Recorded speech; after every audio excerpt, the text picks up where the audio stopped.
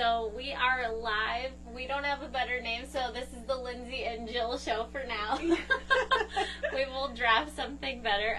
So it is crunch time before the NFL draft. 2 days. It starts on Thursday in Nashville, and you have some skin in the game for clients. I do. And yes. I think we're going to take this opportunity to go through them. So let's start with, you have an O lineman, a right tackle. So Quinn Bailey, tell me a little bit about who he is, teams that he's maybe interested in, and also teams that need a right tackle. Yeah, so Quinn Bailey is a right tackle and guard from ASU. The things that I love about Quinn is, number one, he's a very, very smart, intelligent player. He started for 3 years at ASU. He's never missed a practice, never missed a game. Meaning he's had no injuries, which is really unusual to start for 3 years at right tackle, and he played guard. That's a really amazing, just stat in itself. Most people at least get injured once. He never did. Another thing that I just really love about Quinn is he worked out at his weight room at his university to train for his pro day. He had a phenomenal pro day. They did a great job preparing their players at ASU for the draft. He also was fortunate to have a guy who was an analyst there that had played professional or played in the NFL for many, many years at the offensive line position. So he has Herm Edwards as his head coach, and Sean Slocum is the special teams coach. All those guys have a ton of experience in the NFL. So they really prepared them well for the pro day and also for the NFL. I encouraged Quinn to watch a lot of film of the different right tackles in the NFL. And so he'd call me and say, okay, I watched all of Jacksonville Jaguars right tackle, play today at ASU. Because, just so everybody knows, if you are a current player, you can watch NFL film with your coaches in your office. Mm-hmm. That's one of the huge advantages of staying, at home to prepare for your pro day, in addition to him being a student. And so, he's just really, I'm really excited for him. So in addition to him having those great positive qualities, plus he's a big guy, he's 6'5", 330 pounds, and he can move. He definitely looks the part. He totally looks the part. A great guy. He's married. Just a loyal, hardworking, pretty quiet guy. But I'm very excited for him. Now the next thing that I do is I go through and I look at all the teams to see who needs a right tackle. Well, guess what? Most of the teams. I know. We were making a list, and It looks like a lot of teams need offensive linemen, which is good. Yes. So, all good news for him. Yeah, so a lot of teams did need offensive linemen, but the next part is who needs a right tackle, okay? Did they re-sign their right tackle? How much is their right tackle making? Maybe there's an older guy that he could mentor under for a year that then takes his place. Anyways, looking at the list today of draft needs, we start looking at it. We're like, oh, it was a long list. I ran out of room. Yeah, the Redskins, the Cardinals, the Bengals, the Broncos, the Vikings, the Raiders, the Jaguars, the Giants, the Eagles, the Chiefs, the Chargers, Texans, Lions, Packers, Panthers, Saints, Rams, Dolphins, Patriots, Jets, Browns, Steelers. Oh, maybe that's all 32 teams, but a lot. Okay, but the next part is which teams are interested in Quinn. So that's where I field calls. I call teams all the time and I have been for the last 2 weeks, and then teams call him. And so we've had quite a bit of interest with him. In fact, at his bro day, there was a ton of GMs there because the owner meetings were going on. So that's convenient for all the players in Arizona. It was great Everybody for was the really players. close. It was great for the players at Arizona. But I think some teams that have had strong interest in Quinn from the very, very beginning are like the Vikings, the Broncos, the Cardinals, the Redskins, the Raiders, the Jaguars, the Giants. I would say those are all teams, at least for teams that like to communicate with people, because some teams you don't hear from at all. But he's had quite a bit of interest, so I'm really excited for him. And then what I do is I will talk to my clients tomorrow, which is Wednesday, to further break down, like, if, for instance, they don't get drafted, which team do you want to go to? Like, if you have choices as an undrafted free agent. Yes, as an undrafted free agent. Now, in addition, in that analysis, it has to be, you know, what their needs are, because I want a person to make the team. Right. So, you want to. The ultimate goal is not a signing bonus. You want to make that 53-man roster. Yes. That's the end game. So the end game is to have 2 or 3 teams that you have the best chance to make the roster at that position, and then you would categorize their A1, A2, A3. Now, they can have other people on their list, so right. That's the thing. So it's just kind of really important. So right now I'm talking to the teams that are interested in Quinn, and he's interested in them, and they've shown a lot of interest really since the beginning. So I think one of the things that really stood out to me about him, just because more and more offensive linemen, versatility is a really big aspect. Yeah. I know, especially I was covering the Packers last season, and they had guys shifting around week to week because of injuries, and you mentioned that he has also played right guard. So that sounds like it's going to be a really huge asset as well. So he could probably jump in on that side of the line, it sounds like. yeah, and the Packers GM was at the ASU Pro Day. So all good So things, yeah. So yeah, and Packers were on that list. the So. Packers are on the list. So and Quinn also, and this is something that players, if you live or your hometown is close to an NFL team within 100 miles, you can go to their local pro day, and he was invited to the Cardinals local day, and he did get to work out with the offensive line coach at the Cardinals, which is another team obviously that needs tackle. Yeah, needs offensive linemen. So I feel like he's got some really great opportunities. I'm looking forward to see where he and his wife end up. He's married. His wife is getting her PA degree and is almost done. She's actually doing all of her rotations now. So, and she's done a lot of her school actually in Las Vegas and in Arizona. They're both on the western side of the country. Yeah, but you know what? The you fact could go is, anywhere. You could go anywhere, Yeah. and they're willing to go wherever, you know, he has the best chance to make it. So we're on the same page there. Okay. So that's Quinn Bailey. That's one of my players. All right, so you have 2 long snappers. I do. All right, so let's talk about the first one, Noah Borden from Hawaii. Yes, Noah Borden from Hawaii. He is just a really great guy. He's married. He's got 2 kids. He actually went on a mission to Las Vegas. Oh, wow. Okay, so he's had quite a bit of interest. He had to do his pro day at UCLA, so there were some teams present there at the pro day. And as far as looking at long snappers, I think the great thing about Noah is he was earlier today. But anyways, there's one of my clients calling because I was calling. His ears were burning. His ears were burning. So Noah, like I said, he's just really. First of all, he's just such a nice guy, just so sweet, and he's got 2 kids. He's married, and he's had quite a bit of interest. Like I said, I looked at the teams beforehand to see what was going on with long snappers before I even signed long snappers, and I saw that a lot of teams had guys on 1-year deals, and so there was about 12 to 15 teams way back in December that I kind of targeted to see that.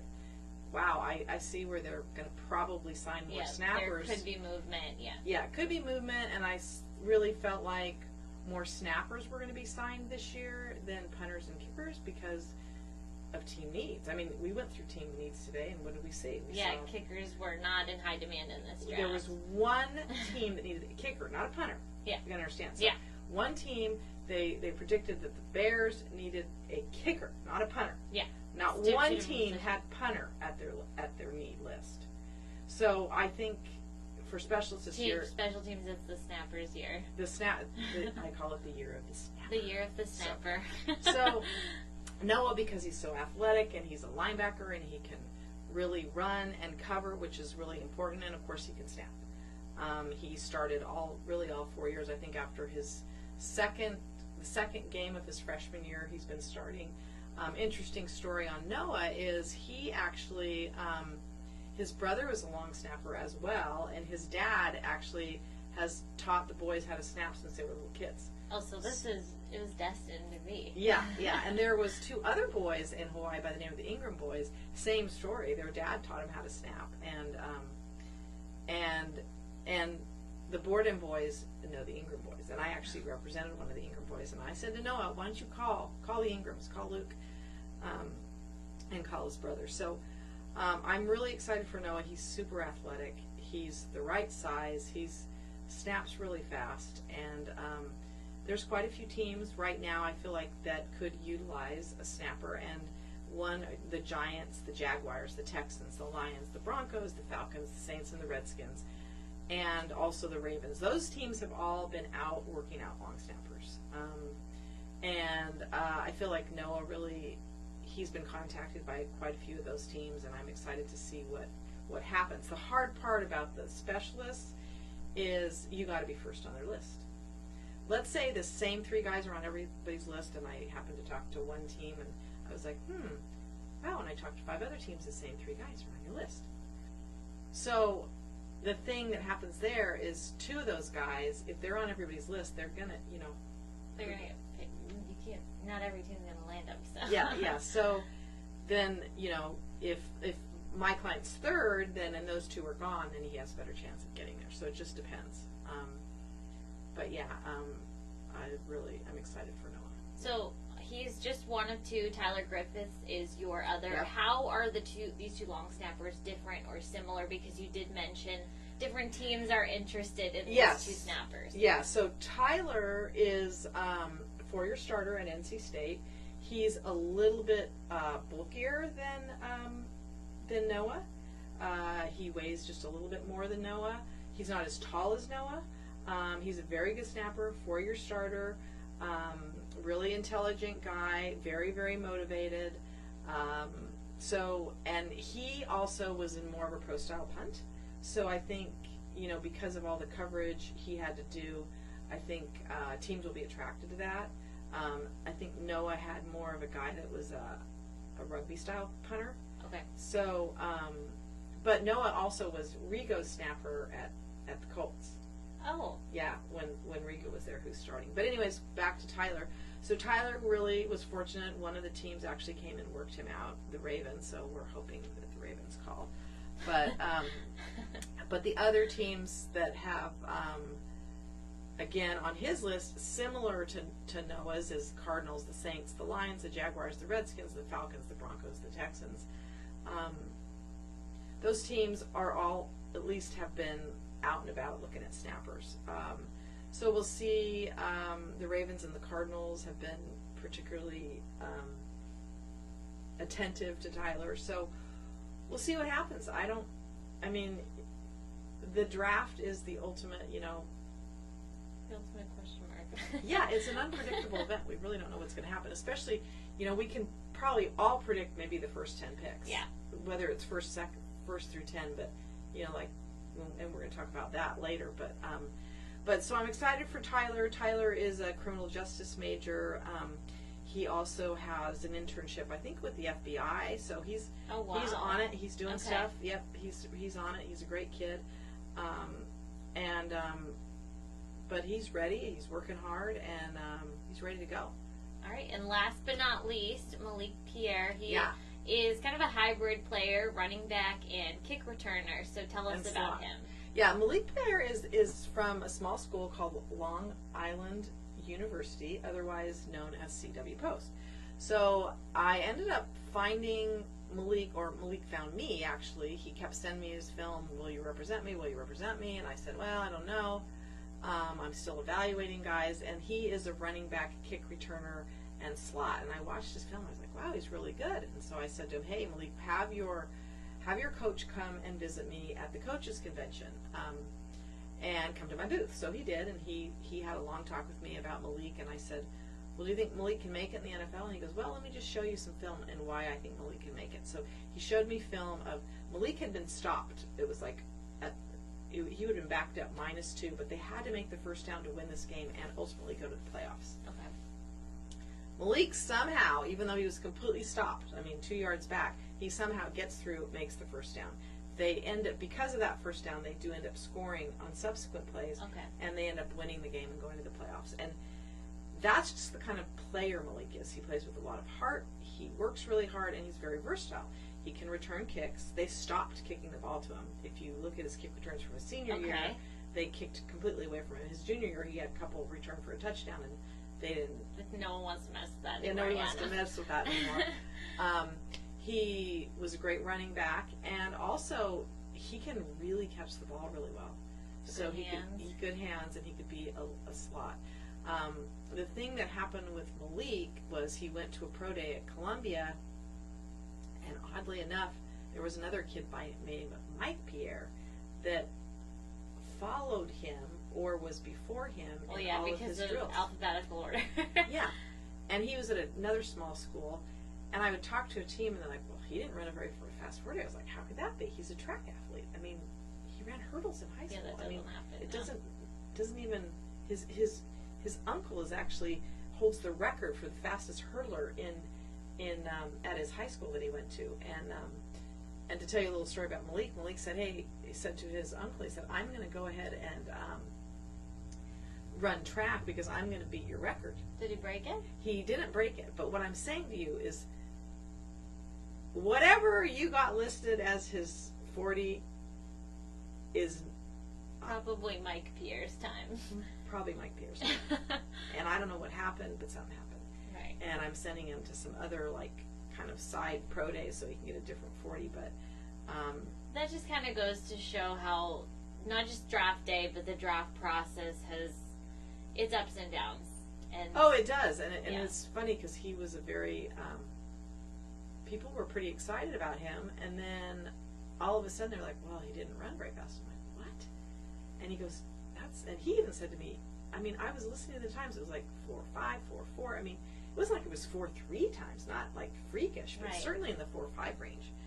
So please, if you're listening as a team, don't mix up Malik with Mike. His name is Malik, M-A-L-I-K. He's a running back, he's a kick returner, and he's fast. And he's fast. And he's fast. And the teams that are looking for running backs are the Giants, the Jets, the Bills, the Bears, the Bucks, the Rams, the Dolphins, and the Raiders. And I would love to get him with one of the teams in New York, the Giants, the Jets, or the Bills. With a player like Malik, do you market him more as a running back or more so as a kick returner, or just based on need? Both. I contacted I'm close. I'm friends with most of the special teams coaches because I've been representing specialists for so long. And so I called them, and a lot of them want a kick returner and a punt returner. But the great thing about Malik is he's a kick returner, he's a running back, and he's a slot. So he can play 3 positions. Always better than one. Yeah, and just because he didn't play punt return doesn't mean that he can't be taught. But I would say, that's who he is. And so, and a lot of times teams do not have the same guy returning kicks that return punts. No, usually they don't. I know. feel like more oftentimes they don't. Yeah, so I was like, whatever. But I'm excited for Malik. He's a great kid. He's working on his master's right now and working hard to finish the semester strong. And so I'm excited for Malik too. Getting an opportunity. He's from a small school. I always like to see that underdog from a small school get some kind of a chance. So I'm just really excited for all of them, and they're all great guys. I've been really fortunate this year to have just a really, really great group of players. And maybe some parting advice for them as their nerves are probably on the up and up as draft day gets closer. Well, I think the thing you have to realize is you really don't have a lot of control. I'm not in the draft room with people. You're competing with a lot of people. Make sure you have people around. Make sure you have people around you that are really supportive during the draft.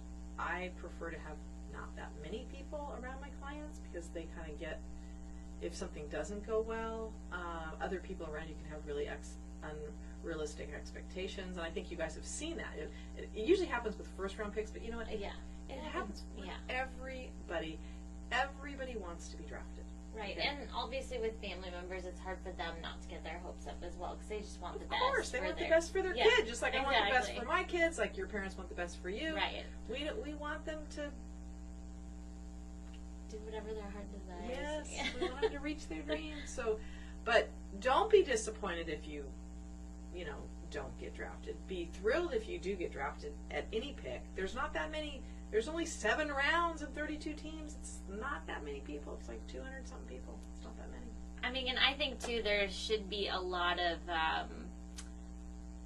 optimism for undrafted free agents. A lot of teams really do leave room for those guys to make a name for themselves and make the 53-man roster. Like I said, I was covering the Packers, and I think that's definitely one organization that really prides itself on developing guys, and I think undrafted free agents, particularly in that organization, always have a fair shot to make the 53-man roster, and a lot of them do every single year. So just because you're drafted isn't the end all be all. Yeah, no. In fact, one of the things I want to end with is, just so all of you know out there, 775 new players, okay, will be signing contracts in the NFL, okay?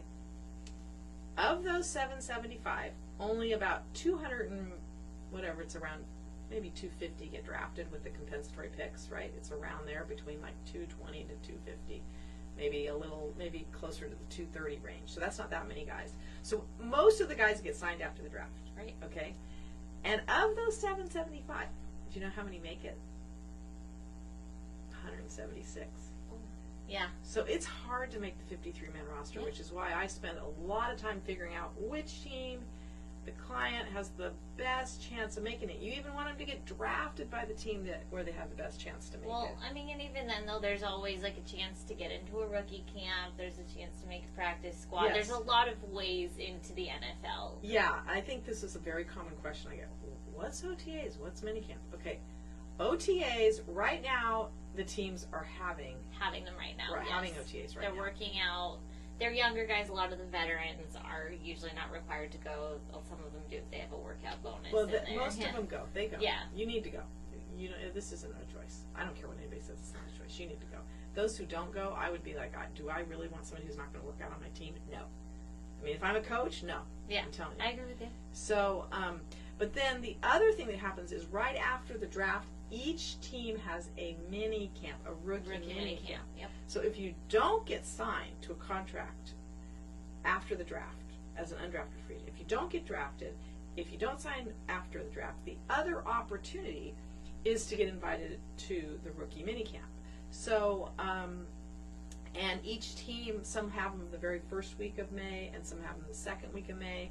And that's also another thing that I work towards, is try to get my clients into mini camps if they don't get signed to an undrafted. Yeah, because, I mean, also tryout players, I've seen tryout players make, from those rookie mini camps, get deals, so Yeah. it happens. Yes, it does happen. Yeah, I had it happen with a player, a guy actually that I did interview on my podcast, Representation Without Taxation. By the way, you should really be subscribing and listening to that, Representation Without Taxation on iTunes.